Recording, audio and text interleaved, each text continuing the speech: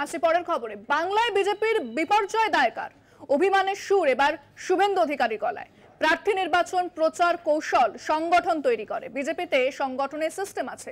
Core কমিটিতে 15 থেকে 18 জন সদস্য রয়েছে। বৈঠকে আমাকে বলতে বলা হলে বলি, আমি সামগ্রিকভাবে দলকে প্রতিনিধিত্ব করি না, সাংগঠনিক বিষয় হস্তক্ষেপ করি না, অভিমানের সুরে বললেন বিরোধী দলনেতা।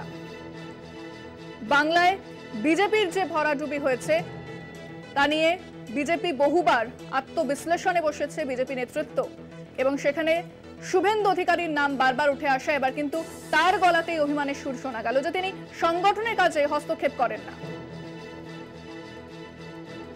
নির্বাচন, প্রচার কৌশল, এই সবটাই কিন্তু সংগঠন তৈরি করে। ভারতীয় জনতা পার্টিতে সংগঠনের একটা সিস্টেম রয়েছে। আমি রাজ্যের কোর কমিটির সদস্য, 15 জন না 18 জন আছে।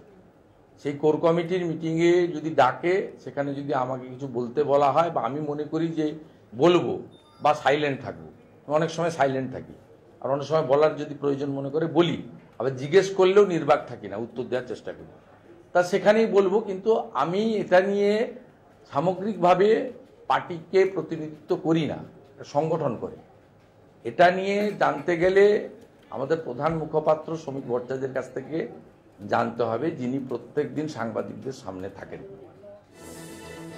আপনারা শুনলেন শুভেন্দু অধিকারী কি বলেছেন। আমি এই বিষয়ে কথা বলবো। নিউজরুমে আমার সঙ্গে রয়েছেন আমাদের পলিটিক্যাল এডিটর আশিস চট্টোপাধ্যায়। আশিস, শুভেন্দু অধিকারী তিনি তার গলায় একটা অভিমানের সুর শোনা যাচ্ছে, এবং কোথাও না কোথাও যে দায়ে ঠেলাঠেলি সেটা দেখতে পাওয়া যাচ্ছে। কোন কি এই যে বলেছেন তিনি, সেটা তিনি কি ইঙ্গিত করতে চাইছেন? তাহলে কি শীর্ষ নেতৃত্বকে বোঝাচ্ছেন এটা? দেখো, বিজেপির পক্ষ থেকে বা শুভেন্দু অধিকারী নিজেও যে সমস্ত বিরাট বিরাট দাবি করেছিলেন নির্বাচনের আগে, নির্বাচনের ফলাফল প্রকাশ হওয়ার পরের থেকে সেটা বোঝা গিয়েছে সেই দাবিগুলো একেবারেই অসার ছিল, সেই দাবিগুলোর সঙ্গে বাস্তবতার যোগ ছিল না। এই জন্য শুভেন্দু অধিকারীর ওপরে বিজেপির সাধারণ কর্মী সমর্থকরা যে যথেষ্ট বিরক্ত এবং শুভেন্দু অধিকারীকেই অনেকে দায়ী মনে করছেন, সেটা কিন্তু একটা চাপ তৈরি করেছে শুভেন্দুর ওপরে।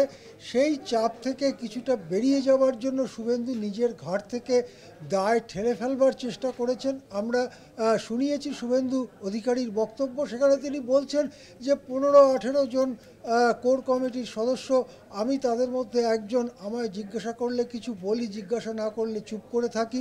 ঠিক এইরকমই ব্যাপারটা ছিল না এই লোকসভা নির্বাচনের আগে। নির্বাচনের আগে মনে হচ্ছিল যেন শুভেন্দু অধিকারী দিল্লির যে নেতৃত্ব, অমিত শাহ, নরেন্দ্র মোদী, তাদের খুব ঘনিষ্ঠ, এবং শুভেন্দু অধিকারী একাই অনেক কিছু সিদ্ধান্ত নিচ্ছেন। সেই সিদ্ধান্ত যে তিনি একা নেননি, এই বার্তাটাই স্পষ্ট করবার চেষ্টা করছেন। আসলে শুভেন্দু অধিকারী দায় নিজের ঘাট থেকে ঠেলে গোটা দলের ওপরে চাপাতে চাইছেন, এবং এইভাবে দলে নিজের অবস্থানকে, টলমল অবস্থানকে কিছুটা স্থিতিশীল করবার চেষ্টা করছেন বলেই মনে করছে অভিজ্ঞ মহল। একেবারেই ধন্যবাদ আশিস দা।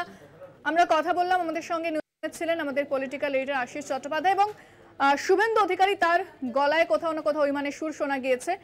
কি বলেছেন তিনি এ বিষয়ে একবার শোনাবো আপনাদের।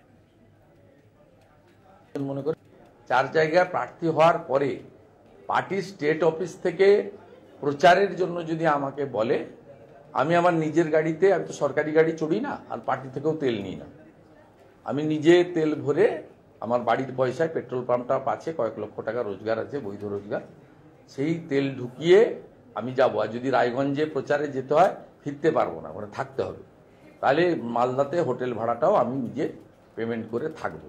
এবং যেখানে যেখানে আমাকে প্রচার করতে বলা হয়, আমি সেখানে প্রচারে যাই। সংগঠিত করার কাজটা আমার নয়।